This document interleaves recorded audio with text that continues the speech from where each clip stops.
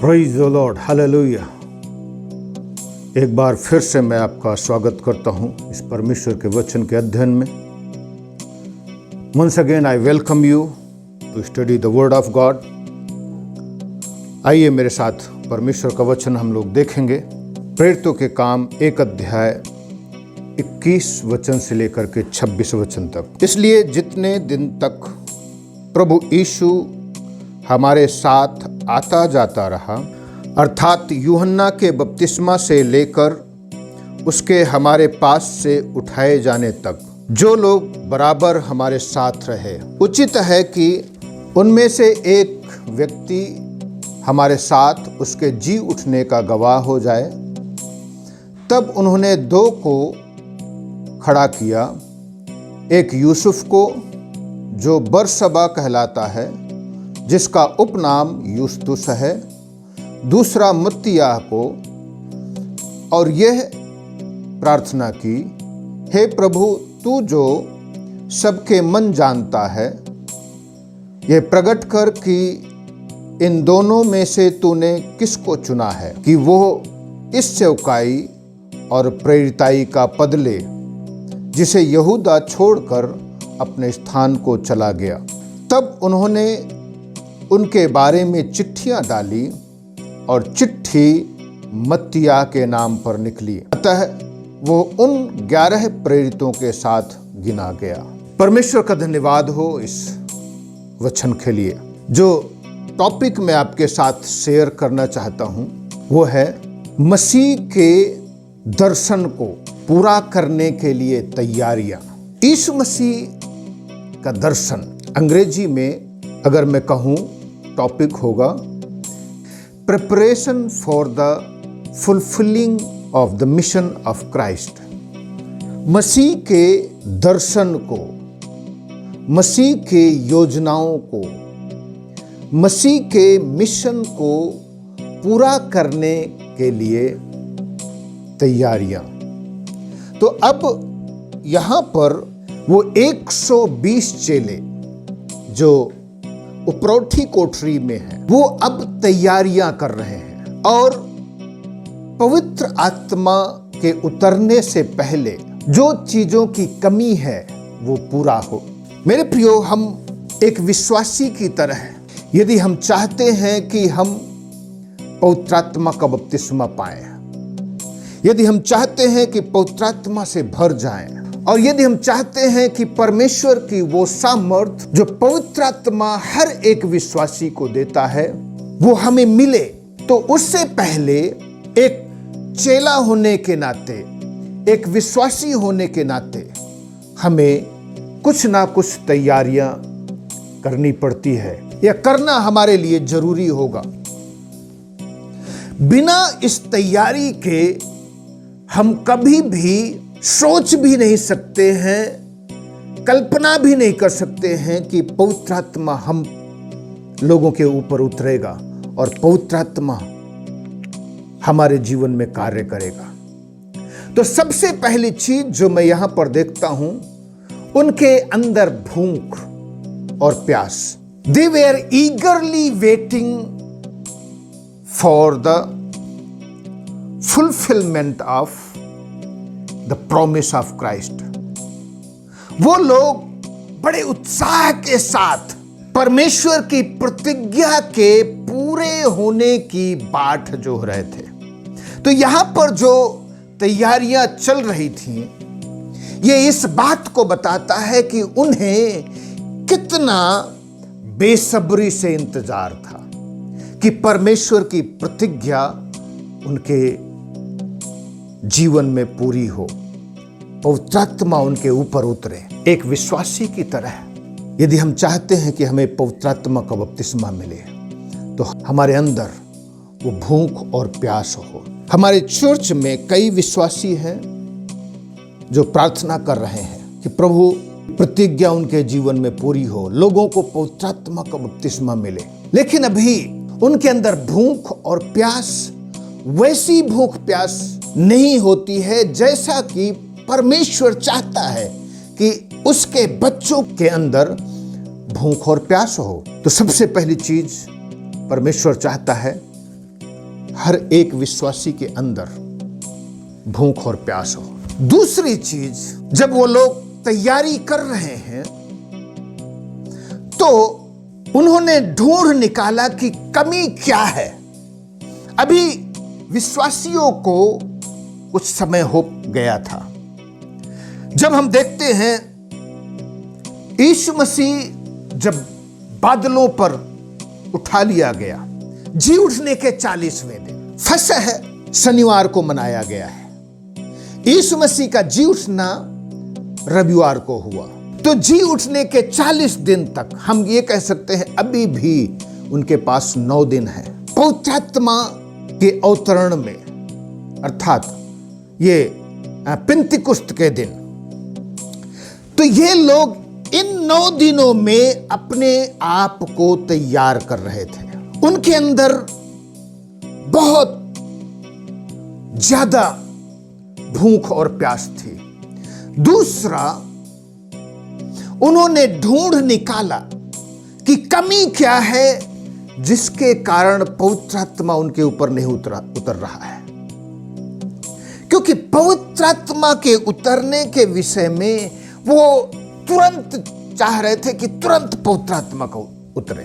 तो उन्होंने ढूंढ निकाला कि अभी एक कमी है, और वो है जो जगह यहूदा छोड़ करके गया है, यहूदा इस्करियोती, उस जगह को भरना जरूरी है।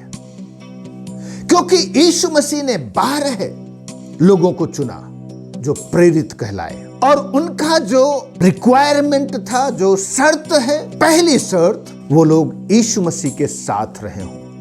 कब से कब तक लेकर के? यूहन्ना के बपतिस्मा से लेकर यीशु मसीह के स्वर्ग पर उठाए जाने तक। तो उन्होंने ढूंढ निकाला कि कौन कौन से व्यक्ति हैं जो हमारे साथ रहे हैं, यूहन्ना के बपतिस्मे से लेकर के यीशु मसीह के बादलों पर उठाए जाने पर।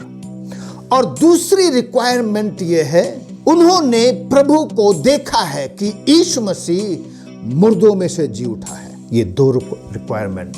यदि आप और हम चाहते हैं कि हम लोग पवित्र आत्मा का बपतिस्मा पाएं, ताकि यीशु मसीह का जो मिशन है उसको पूरा कर सके, यीशु मसीह का जो दर्शन है, यीशु मसीह का जो काम है उसको पूरा कर सके, तो जरूरी है हम यीशु मसीह के साथ रहें।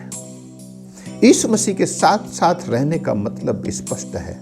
जब भी यीशु मसीह के चेलों के विषय में हम अध्ययन करते हैं, जब यीशु मसीह के चेलों के साथ जो घटनाएं घटी, यीशु मसीह ने जो चीजें सीखी, पहली चीज हम देखते हैं पतरस के जीवन से। जैसे ही यीशु मसीह ने उसको बुलाया, उसने कहा, प्रभु मुझसे दूर हो जा, क्योंकि मैं पापी हूं। तो एक व्यक्ति अगर यीशु मसीह के साथ उसका एनकाउंटर होता है, यीशु मसीह के साथ उसका सामना होता है, और अगर वो यीशु मसीह के साथ चलता है, तो सबसे पहली चीज एक व्यक्ति जिसके विषय में वो अनुभव करता है वो है कि वो पापी है और उसे उद्धार की जरूरत है। हम में से कितने लोग हैं मेरे प्रियो जिन्हें अपनी गलतियों का एहसास होता है, अपने जीवन की बुराइयों का एहसास होता है। कई बार हम प्रभु को कहते हैं, प्रभु के साथ चल रहे हैं, प्रभु के साथ जीवन व्यतीत कर रहे हैं, प्रभु को मान रहे हैं, प्रभु को जानते हैं। कई लोग कहते हैं हम ईसाई हैं, कई लोग तो इस बात का घमंड करते हैं कि वो जन्म से मसीही हैं। जन्म से मसीही होने का हमारे जीवन में कोई फर्क नहीं पड़ता है, क्योंकि सब के सब पाप की अधीनता में है। सबके सब परमेश्वर से दूर चले गए हैं। यीशु मसीह ने निकोदेमुस से कहा, जब तक तू नए सिरे से न जन्मे तो परमेश्वर के राज्य को नहीं देख सकता है। नए सिरे से जन्म लेने का मतलब यह है एक व्यक्ति को उसके पापों से वो कायल हो, उसको पता हो, क्योंकि पवित्र आत्मा जब आता है, नए शरीर से जन्म लेने का मतलब यीशु मसीह ने खुद बताया, जब तक कोई पवित्र आत्मा और जल से न जन्म ले। और पवित्र आत्मा जब हमारे जीवन में आता है तो वो लोगों को उनके पापों से निरुत्तर करता है, कायल करता है। क्या हमने आज नहीं पहचाना है कि हमने कहाँ गलती की है, कहाँ पाप किया है? ये आज समय है मेरे प्रियो पहचानने का। और दूसरी चीज, यीशु मसीह के जी उठने का की सामर्थ्य को अपने जीवन में क्या अनुभव किया है। आज परमेश्वर ढूंढ रहा है ऐसे लोगों को। पवित्र आत्मा लोगों के जीवन में कार्य करना चाहता है। वो चाहता है कि एक व्यक्ति यीशु मसीह के साथ चलने वाला हो और यीशु मसीह के जी उठने की सामर्थ्य को अपने जीवन में अनुभव करने वाला हो। ये जी उठने की सामर्थ्य दिन प्रतिदिन वो कई तरीके से हो सकती है। वो हम चंगाई के द्वारा, चमत्कार के द्वारा, आश्चर्य कर्म करने के द्वारा और भी बहुत सारे कार्य हम इस यीशु मसीह के जी उठने के सामर्थ्य को एक दायरे में नहीं बांध सकते हैं। तो दूसरी चीज हम देखते हैं प्रत्यक्षदर्शी, अर्थात यीशु मसीह के साथ साथ चलने वाला और यीशु मसीह को नजदीकता से देखने वाला। ये उन दिनों में बहुत ही महत्वपूर्ण था। Eye witness was very much important. जब हम 22 और 23 वचन पढ़ते हैं, यहां पर उन्होंने कहा, उचित है कि उनमें से एक व्यक्ति हमारे साथ उसके जी उठने का गवाह हो जाए। तो ये बहुत ही जरूरी था, क्योंकि इस्राएलियों के संस्कृति में आई विटनेस बहुत ही इंपॉर्टेंट है। कोई दूसरा व्यक्ति कभी किसी की बात पर भरोसा कर ही नहीं सकता है जब तक वो खुद इस बात को अपने मुंह से ना बोले कि मैंने अपने आंखों से देखा है, मैं गवाह हूं, मैं प्रत्यक्षदर्शी हूं, मैंने अपनी आंखों से देखा है। तो इसलिए ये जो 12 चेलों में से जो यहूदा चला गया था, अपना पद खाली कर गया था, इन 120 लोगों ने उस पद को भरने के लिए एक प्रत्यक्षदर्शी को ढूंढा और उनमें से 2 व्यक्ति हुए। तीसरी चीज जो उनके चुनने का तरीका था, मैं कह सकता हूं यह परमेश्वर की ओर से था। तो चुनने का तरीका, उन्होंने एकदम ये चिट्ठियां नहीं डाली।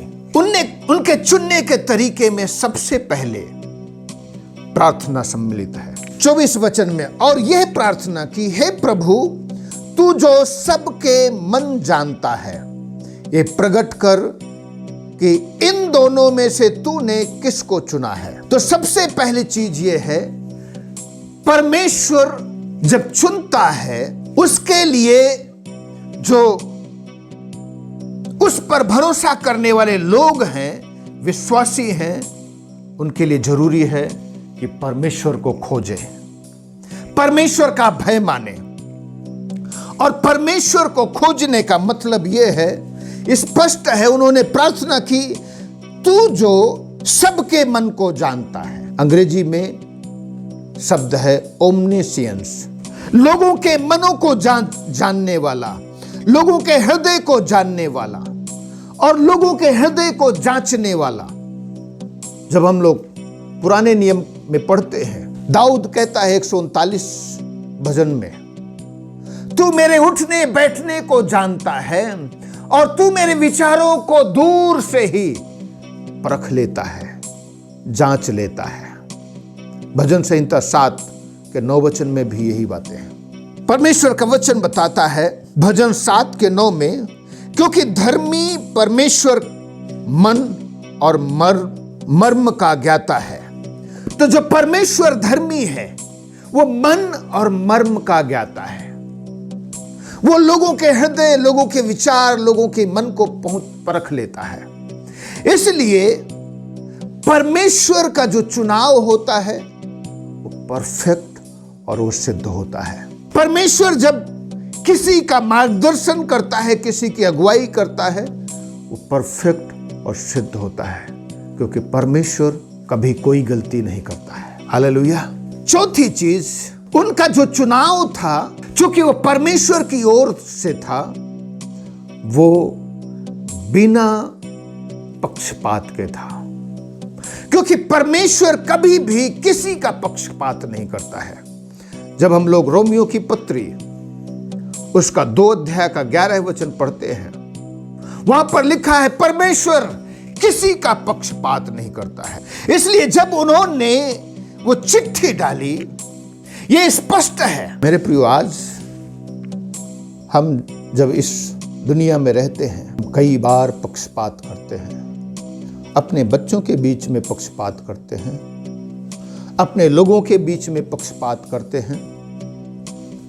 जब हमें कोई जिम्मेदारी दी जाती है, पुराने नियम नए नियम में भी हम जब देखते हैं, कलीसिया के लोग पक्षपात करते थे। प्रेरितों के काम उसका 6 अध्याय, जब यूनानी भाषा बोलने वाले, इब्रानी भाषा बोलने वाले विश्वासियों के विषय में कहने लगे कि हमारे विधवाओं की सुधि नहीं ली जाती है, तो हम कलीसिया में पक्षपात करते हैं। जब कोई जिम्मेदारी दी जाती है, हमें खाने पीने की ही जिम्मेदारी दी जाती है, तो हम अपने जान पहचान वालों को ज्यादा अहमियत देते हैं, खाने पीने की चीजें ज्यादा दे देते हैं। लेकिन जिन्हें हम नहीं जानते हैं तो उनको वैसे ही देते हैं जैसा बताया गया है। हम पक्षपाती हो जाते हैं। जब हम बच्चों की बात आती है तो हम बच्चों में भी पक्षपात करते हैं।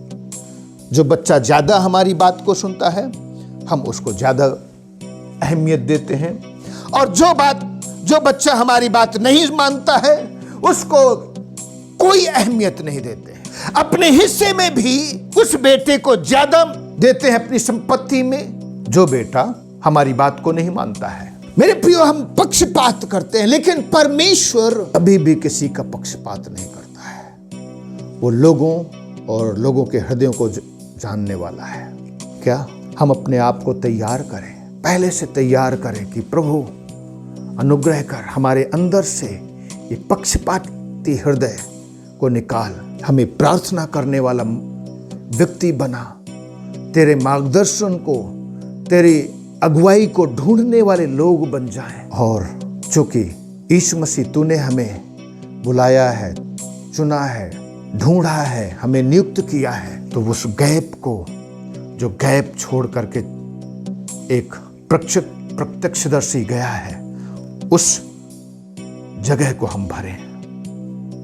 आइए अपनी आंखों को बंद करें, प्रार्थना में चलें। परमेश्वर पिता, यहां पर ये विश्वासी लोग अपने आप को तैयार कर रहे थे कि लोग पवित्र आत्मा से भरे, और ताकि यीशु मसीह तेरा जो दर्शन है, तेरा जो मिशन है, उसको पूरा करें। ये लोग तैयार कर रहे थे, हम भी अपने आप को तैयार करें। प्रभु मेरे परमेश्वर, अनुग्रह कर ताकि हम तेरे साथ चलें, हम अपने कमजोरियों को जानें, जो पाप और अपराधों के साथ जीवन व्यतीत कर रहे हैं उनको स्वीकार करें, पश्चाताप करें, तेरे पुनरुत्थान के सामर्थ्य को समझें। उस जगह को भरने के लिए प्रभु तो हम पर दया कर, ताकि हम उस जगह को भरने के लिए अपने आप को समर्पित कर सके।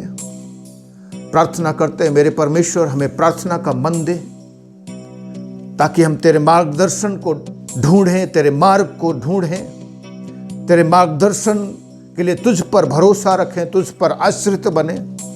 और प्रार्थना करता हूं मेरे परमेश्वर, अनुग्रह कर ताकि हम इस दुनिया में जब तेरे गवाह बनते हैं तो हम किसी के साथ कोई पक्षपात ना करें, क्योंकि परमेश्वर तो पक्षपाती नहीं है। अनुग्रह कर और आशीष दे हर एक जन को। जो लोग तेरे वचन को सुन रहे हैं, यदि आज कोई बीमार है तो अपना हाथ बढ़ा करके स्पर्श कर और छू करके चंगा कर दे। तू आश्चर्य कर्म कर। धन्यवाद करते हैं तूने प्रार्थना को सुना है। यीशु के नाम से इस विनती प्रार्थना को मांगते हैं, आमीन आमीन। प्रभु आप सबको आशीष दे, सबको जय मसीह की।